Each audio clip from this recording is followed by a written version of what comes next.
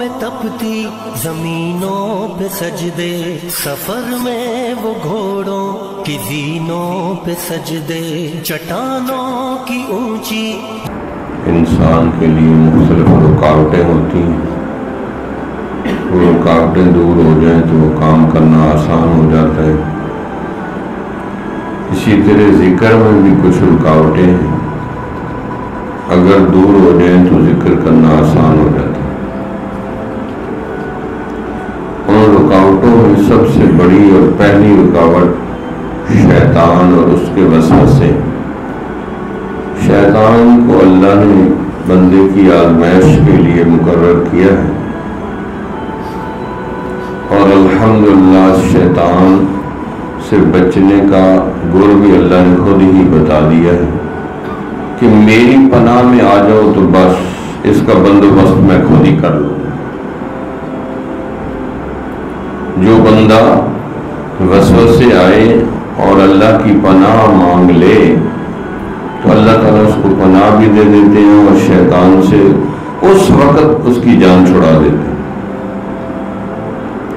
تو یہ پہلی رکاوٹ ہے جو بندے کے ذکر میں غفلت پیدا کرتا ہے۔ شیطان کے وسوسے آئیں گے، غلط خیالات وہ دل میں ڈالے گا، حتیٰ کہ عین نماز کی حالت میں وضو کر کے ہاتھ پاؤں باندھ کے ہم کھڑے ہو گئے پھر بھی وہ چھیڑ خانی کرتا ہے۔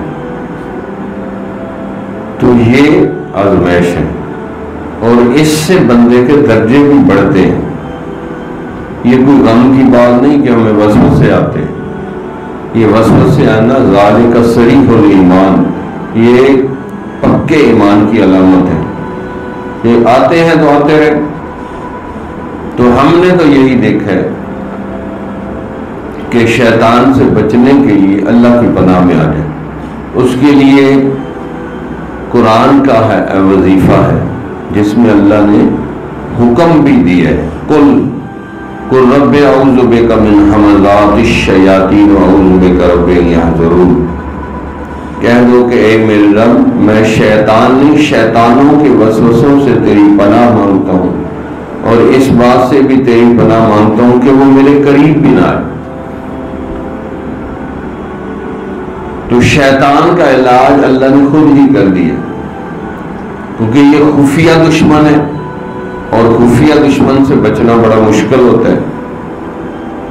تو اس لیے اللہ تعالیٰ نے اس کا علاج خود ہی فرما دیا کہ اس سے بچنا ہے تو میری پناہ میں آ جاؤ، میں تمہیں شیطان سے بچاؤں گا۔ اور یہاں کل کہہ کے دعا بھی سکھا دی کہ شیطان سے بچنا ہے تو یہ دعا پڑھو، اس سے تم شیطان کے مکر، فراڈ، دھوکے اور وسوسوں سے بچ جاؤ گے۔ دھوپوں میں تپتی زمینوں پہ سجدے، سفر میں وہ گھوڑوں کی زینوں پہ سجدے، چٹانوں کی اونچی جبینوں پہ سجدے، وہ صحرا بیاباں کے سینوں پہ سجدے۔